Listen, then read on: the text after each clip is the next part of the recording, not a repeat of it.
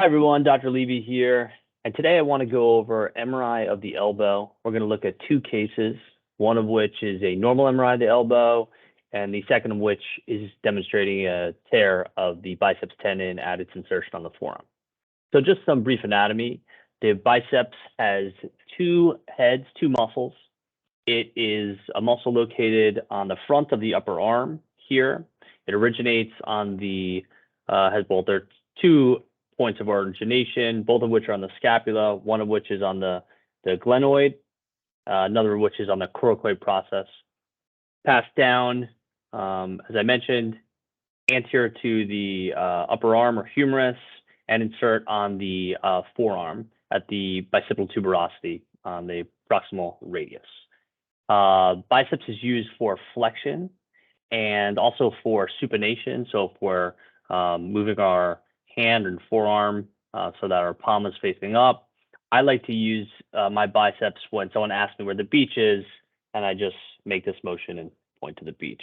So for all you kids out there, feel free to use that joke next time you have the opportunity. So let's take a look at some anatomy and go over some cases. So this is an MRI of the elbow in a patient who has a normal appearing bicep. So just to orient everybody, this is anterior or the front of the patient. This is posterior towards the back of the arm. This is the lateral aspect, and this is the medial aspect. So in this image, we are passing more distally. Here's the humerus or the distal aspect of the upper arm. So here's the distal aspect of the biceps. Here's the brachialis muscle, which lies deep to it. And then here's the triceps muscle, which is on the back of the upper arm. As we pass more distally, we see the muscle. We see the myotendinous junction or the junction of the tendon with the muscle. The biceps, as I mentioned, has two heads. Sometimes we can see them distinctly. We can see the short head distinct from the long head. In this case, it's a little more difficult to see. The tendon is this nice circular dark structure. As we pass the level of the elbow, we can see the biceps tendon here.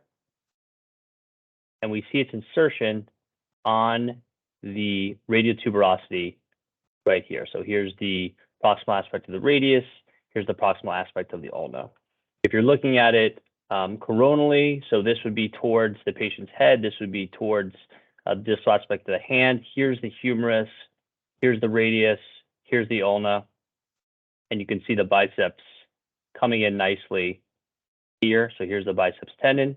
And we can see its nice insertion on the radial tuberosity right here. So this is a patient with an intact biceps tendon. Let's take a look at another case.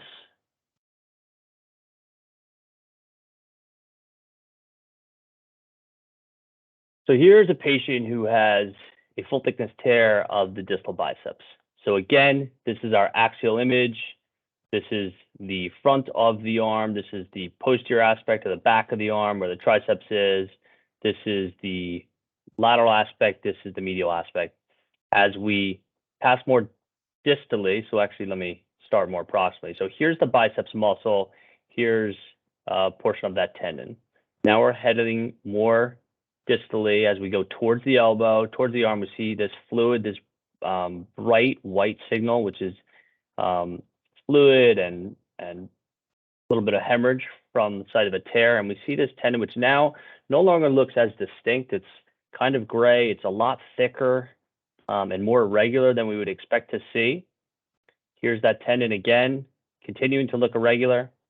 And then as we're passing, we pass the elbow joint, and now we're heading into the proximal aspect of the forearm. We no longer see an intact biceps tendon. We see this fluid, hemorrhage, and here's where we would expect that biceps tendon to come in. We can see that there's a full thickness tear. Here's another look at it. Remember we were looking at it in the coronal plane before. So here's that biceps tendon. We can see how wavy it is here, and it just stops right here. You can see that tendon is balled up. There's a structure called the lacertus fibrosus, which covers the biceps at its distal myotendinous junction. That structure is right here. It's also torn. That's what allows this biceps tendon to retract. And then this is a sagittal image. So we're looking from the side of the arm.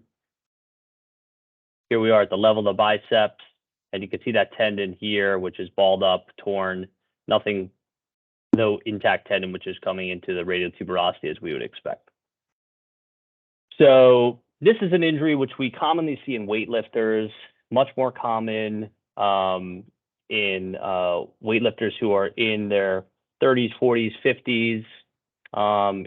It is more common in men than women.